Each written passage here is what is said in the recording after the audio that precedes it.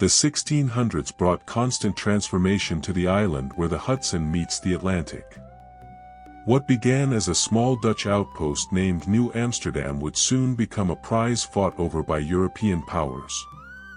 Rough timber structures, unpaved streets, and a sturdy fort defined its earliest days. When British warships appeared on the horizon, control transferred peacefully, Dutch voices fading as English authority took hold under a different name. As the century closed, this settlement buzzed with restless energy, serving as a gateway to opportunity at the threshold of an untamed wilderness. This is the story of New York in the 1600s.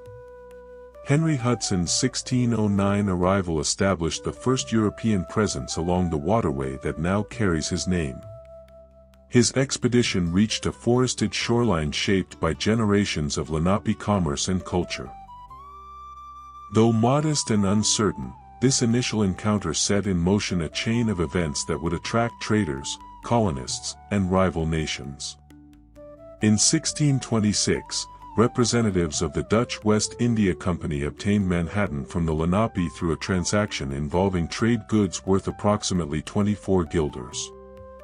This arrangement, simple and transactional to the Dutch, reflected profound cultural misunderstandings about land ownership. Nevertheless, it provided the foundation the Dutch needed to establish permanent presence. Constructing New Amsterdam demanded grueling physical effort from its earliest residents. Colonists chopped through dense forest with crude tools, hauling massive timbers across muddy terrain to construct shelters, defensive walls, and storage facilities.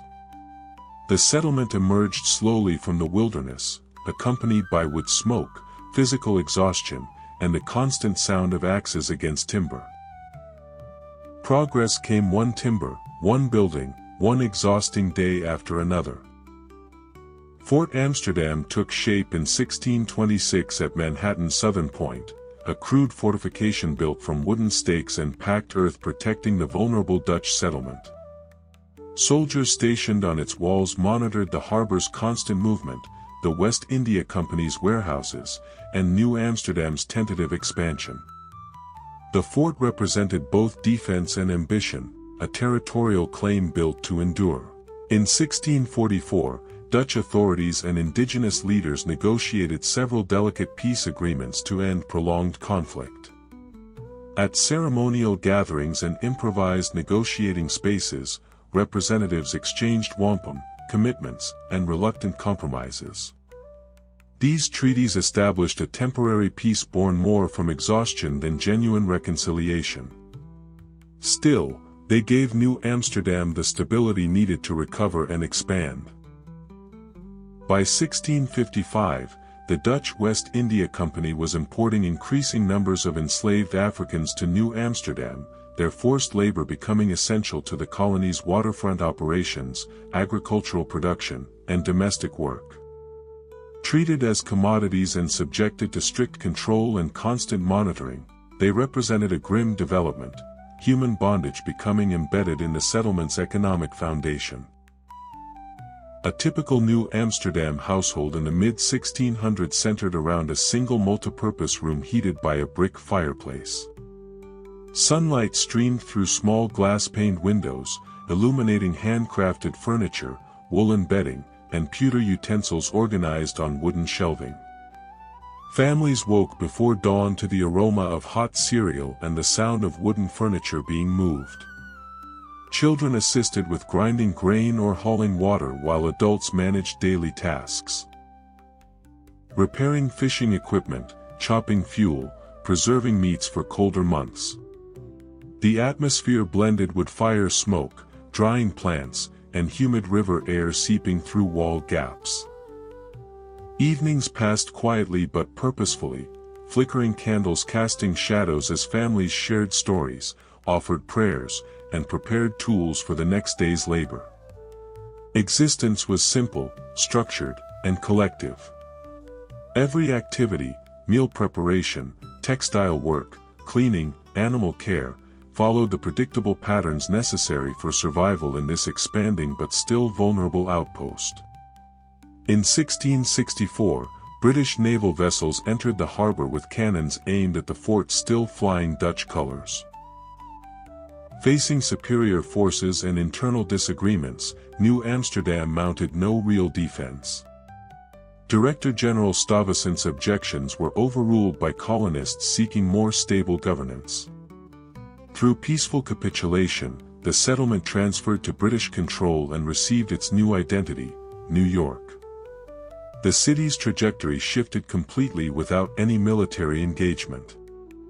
The 1667 Treaty of Breda officially confirmed what military force had already accomplished. The Dutch relinquished New Netherland to England in return for territorial gains in South America. This diplomatic agreement validated New York as British property, eliminating any Dutch aspirations of recovering the colony. Through international negotiation, the city's new character, its legal systems, political allegiances, and destiny, became firmly anchored within the British Empire. In 1673, Dutch naval forces stormed the harbor and seized the city in a swift military operation, renaming it New Orange and reinstalling Dutch symbols for one tumultuous year. However, diplomatic channels moved more quickly than military might. The following peace treaty returned control to England, New Orange reverting once more to New York. This episode proved fleeting, a brief glimpse of the former Dutch era before the British future permanently settled over it. By 1679, the former Dutch Stadhuis functioned as New York's municipal headquarters, a remnant of New Amsterdam now operating under British administration. Traders, officials, and administrators worked within its confined spaces, resolving conflicts and documenting the affairs of an increasingly diverse maritime hub. The structure served as a physical connection to the city's Dutch origins, still functional and important even as New York developed its emerging character. Around 1680, New York experienced significant expansion under British governance. The population exceeded 4,000 residents. New brick structures appeared throughout the streets, and the harbor intensified its transatlantic commercial activity.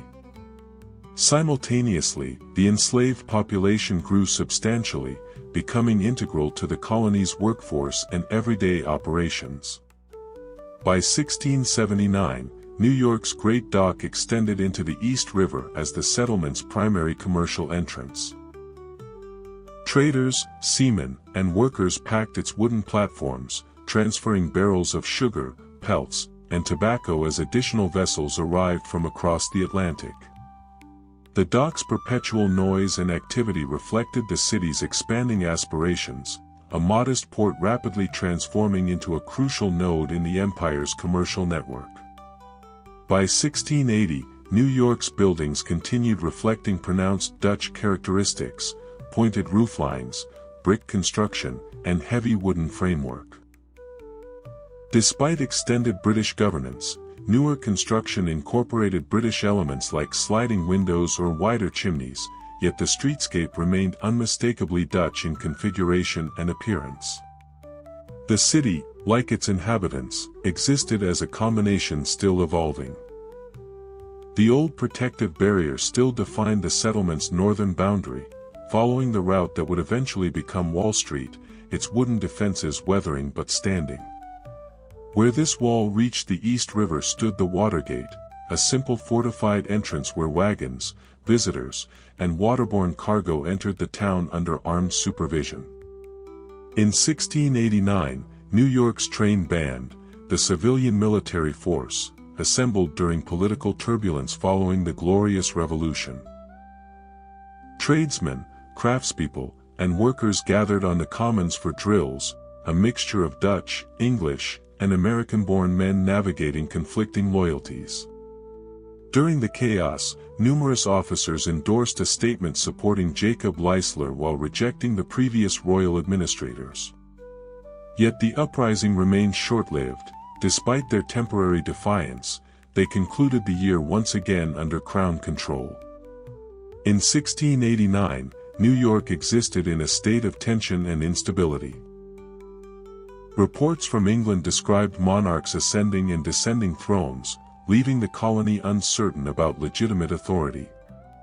Merchants debated in drinking establishments, soldiers practiced on public grounds, and common residents monitored the harbor for vessels that might deliver instructions or disruption. The city inhabited a condition of anxious anticipation, suspended between speculation, doubt, and the changing currents of imperial power. By 1699, Pearl Street had emerged as one of New York's most active thoroughfares, winding along the original waterfront where merchants, artisans, and mariners filled its timber shops. The aromas of pitch, exotic goods, and ocean breeze moved through the street, a testament to how intimately the city remained connected to the maritime commerce that sustained it. That concludes this exploration. Please share in the comments what historical period you'd like reconstructed next.